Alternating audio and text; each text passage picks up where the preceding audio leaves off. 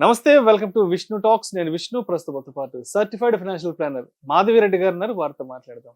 మాధవిరెడ్డి గారు నమస్తే అండి. నమస్తే అండి. మాధవిరెడ్డి గారు, welcome to Vishnu talks. Thank you. Madhavi Reddy గారు, మొన్న బడ్జెట్ రోజున ఇన్కమ్ ట్యాక్స్ కి సంబంధించి కొత్త చార్ట్ ఇచ్చారు అవును. ఆర్థిక మంత్రి నిర్మలా సీతారామన్ గారు. ఉమ్, సో ఆ చార్ట్ లో చాలా మందికి చాలా డౌట్స్ ఉన్నాయి. ఇది అవునండి. కొత్త ట్యాక్స్ స్లాబ్ రేట్స్ కి నాకు సంబంధించి చాలా మెసేజెస్ చాలా వచ్చాయండి. మెసేజెస్ వస్తున్నాయి, మీకు వస్తున్నాయి, నాకు వస్తున్నాయి. చాలా మంది ఫోన్ చేసి అడుగుతున్నారు. అవును. సో ఒక్కసారి నా దగ్గర మొన్న మనకి కొత్తగా వచ్చిన మ్మ్. చార్ట్ ఏదైతే ఉందో ఒకసారి ఆ చార్ట్ నేను మ్మ్. చదివి వినిపిస్తాను. చదవండి. 0 to 4 lakhs ఆదాయం వచ్చే వాళ్ళు సున్నా, అంటే మ్మ్. ఎటువంటి ట్యాక్స్ కట్టాల్సిన అవసరం లేదు. ఉమ్, 4 నుంచి 8 లక్షల రూపాయల ఆదాయం ఉన్న వాళ్ళు 5% అంటున్నారు. ఉమ్. 8 నుంచి 12 లక్షల ఇక్కడ రూపాయలు ఉన్న ఒకసారి వాళ్ళు కరెక్షన్ అండి. ఇది 4 lakhs నుంచి 8 lakhs మ్మ్. అంటే 5% అంటే ఎంత పడుతుంది? ఆ 4 lakhs ఏదైతే గ్యాప్ ఉందో మ్మ్. ఆ 4 lakhs ఇంటూ 5% అంటే 20,000. ఓకే. అదే విధంగా 8 to 12 lakhs ఆదాయం ఉన్న వాళ్ళు 10% అంటున్నారు. 8 to 12 lakhs అంటే ఆ మధ్యలో గ్యాప్ ఉంటుంది 4 lakhs. మ్మ్. 4 lakhs మీద 10% అంటే ఎంత? 40,000. సో ఇంకా మిగతా వచ్చేసి 12 to 16 lakhs ఉన్న వాళ్ళకి 15%, 16 నుంచి 20 లక్షలు ఆదాయం ఉన్న వాళ్ళకి 20%, 20 నుంచి 24 లక్షలు ఉన్న వాళ్ళకి 25%, 24 లక్షల పైన ఉన్న వాళ్ళకి 30%. సో ఇప్పుడు అందరికీ ఉన్న డౌట్ ఏంటంటే, చాలా మంది నాకు కూడా కాల్ చేశారు, మీలాంటి ఎక్స్పర్ట్స్ కాల్ చేస్తున్నారు.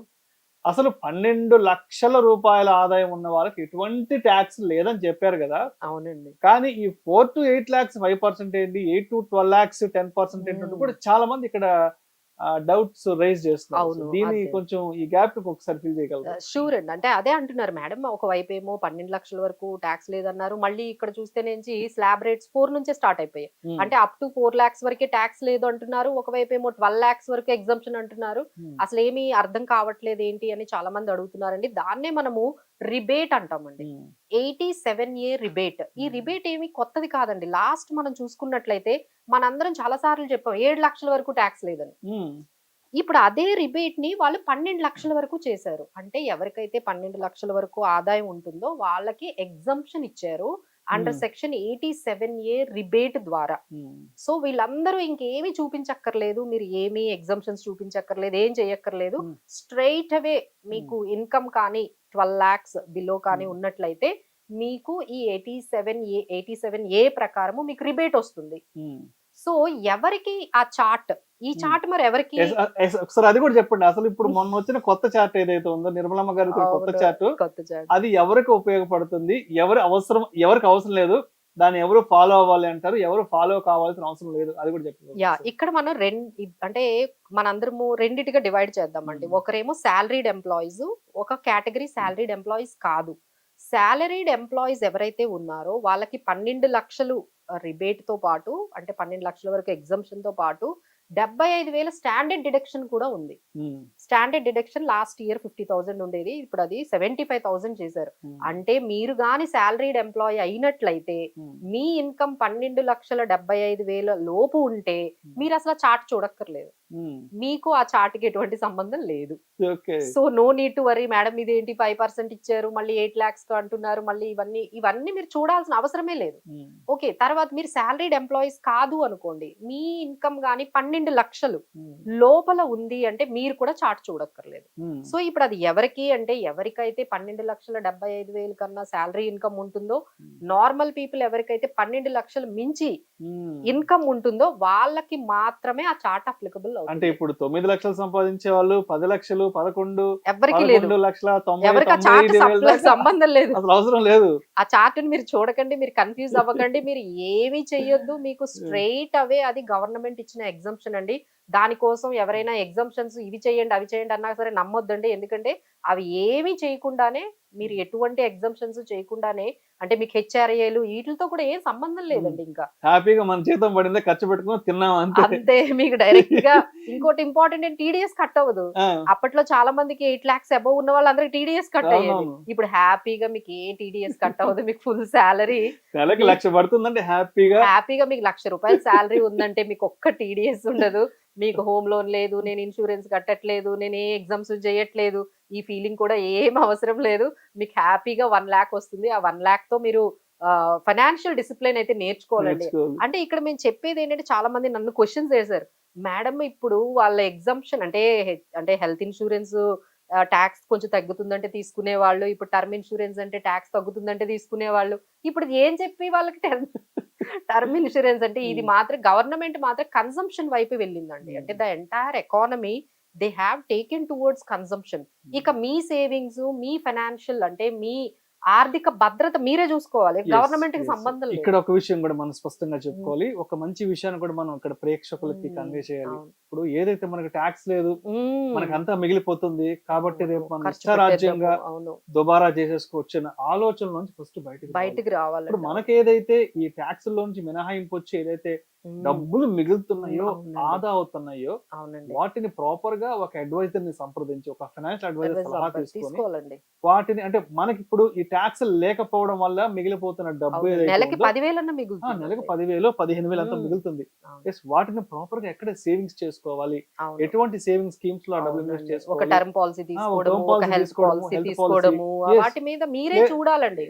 లేదంటే ఇంకేదైనా స్టాక్ మార్కెట్స్ కి సంబంధించి ఎస్ఐపి మోడల్ ఇన్వెస్ట్మెంట్ చేసుకోవడము, లేదంటే మ్యూచువల్ ఫండ్స్ కి సంబంధించి, లేదంటే ఇంకేదైనా గోల్డ్ ఇన్వెస్ట్మెంట్ కి సంబంధించి ప్లాన్ చేసుకోవాలి. అంటే నెలకి 10,000 మిగిలిపోతున్న హ్యాపీగా ఖర్చు పెట్టుకుని దుబారా చేసేద్దాం అన్న ఆలోచన చేయకూడదండి. ఎందుకంటే ఇప్పుడు సెల్ఫ్ డిసిప్లిన్ తెచ్చుకోవాలంటే యూజువల్లీ ట్యాక్స్ ఎలా ఉండేదంటే మిమ్మల్ని సేవింగ్స్ చేయడానికి ఇన్కల్కేట్ చేసేది.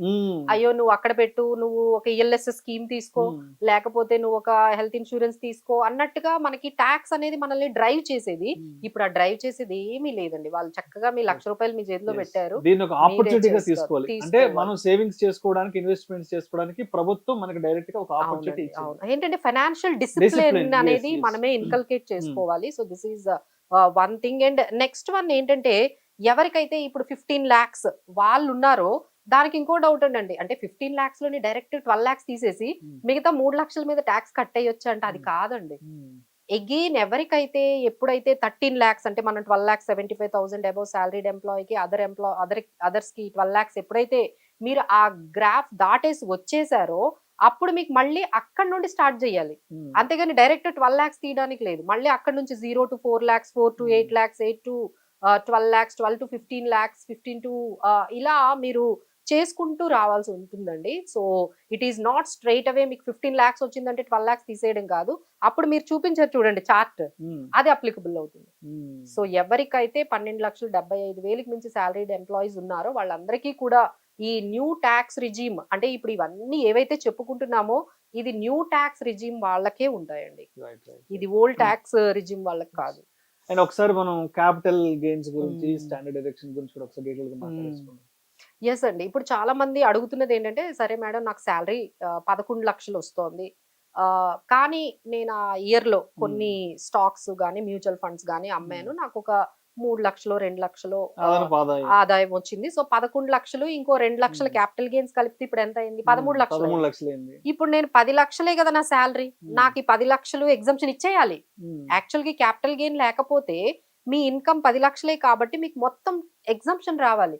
కానీ మీకు క్యాపిటల్ గెయిన్స్ ఉండడం వల్ల అది 12,75,000 దాటిపోయింది కాబట్టి మీరు కూడా ఇప్పుడు ఆ చార్ట్ ఫాలో అవ్వాలి. మీకు 12 లక్షల ఎగ్జంప్షన్ అనేది వర్తించదు. వాళ్ళు క్లియర్ గా చెప్పారండి. అంటే ఈ లాటరీ ఇన్కమ్ ఉన్నా, లేకపోతే ఈ అంటే క్రిప్టో మీద వచ్చిన ఇన్కమ్ ఉన్నా, తర్వాత ఈ క్యాపిటల్ గెయిన్స్ ఇన్కమ్ ఉన్నా ఈ ఎగ్జంప్షన్స్ వర్తించవు. అంటే ఇప్పుడు ఉదాహరణగా నాకు ఒక 10 లక్షల రూపాయలు శాలరీ వస్తుంది, అదే విధంగా నేను ఒక 3 లక్షలు 4 లక్షలు అదనంగా ఈ స్టాక్స్ మీద, మ్యూచువల్ ఫండ్స్ మీద రిటర్న్స్ తీసుకున్నాను, ప్రాఫిట్ వచ్చింది. సో ఇప్పుడు ఓవరాల్ గా ఒక 13 లక్షలు 14 లక్షలు అయింది ఆ సంవత్సర కాలంలో నా ఆదాయం. సో అంతేగాని నా ఆదాయం 10 లక్షలు మాత్రమే, అవును, ఇది నాకు స్టాక్స్ మీద మ్యూచువల్ ఫండ్స్ మీద ఇది సెపరేట్ కాదు, ఓవరాల్ గా 12 దాటిపోయింది కాబట్టి అంతే. ఓవరాల్ గా మీకు ఈ ఇన్కమ్ దాటిపోయింది కాబట్టి మీకు ఇంకా 12 లక్షలు వర్తించవు. సో మీరు ఏంటంటే మళ్ళీ మనం చెప్పిన ఆ చార్ట్ ఫాలో అవ్వాల్సి వస్తుంది వాళ్ళు.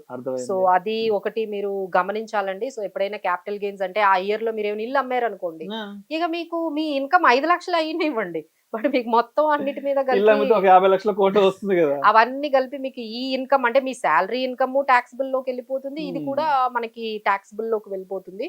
సో ఇవన్నీ కూడా ఇలాంటి చేంజెస్ అన్నిటినీ కూడా గమనించాలండి. ఈ స్టాండర్డ్ డిడక్షన్ ఏదైతే ఉందో ఇది 75,000 అండి. ఇది సాలరీడ్ ఎంప్లాయీస్ కి మాత్రమే. 75,000 స్టాండర్డ్ డిడక్షన్ ఏంటంటే వాళ్ళ అంటే salaried employees day to day conveyance కోసం కానీ వాళ్ళ హెల్త్ కోసం కానీ వాళ్ళ 75,000 స్టాండర్డ్ డిడక్షన్ ఎంప్లాయీస్ కి ఇచ్చారు.